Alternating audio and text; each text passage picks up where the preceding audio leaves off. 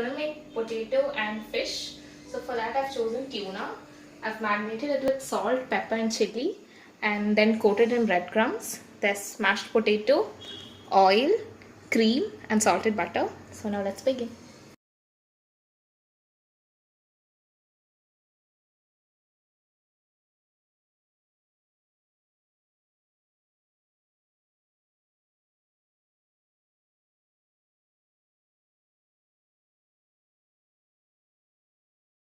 So we cooked it for 2 minutes on both sides. So I'm getting this out and the same way we're going to get the rest also fried.